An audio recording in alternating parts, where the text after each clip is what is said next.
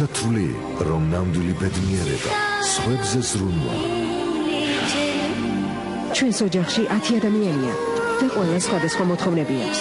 ეს კი ყველას მოთხოვნას ასრულებს და საჭმელს მაინც დროზე ამზადებს.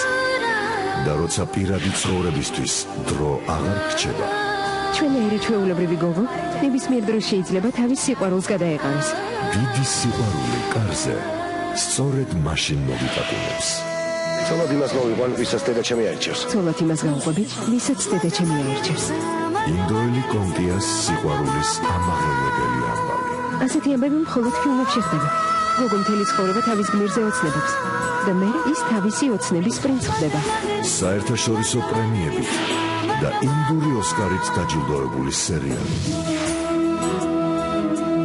მალე ფიცი ინაце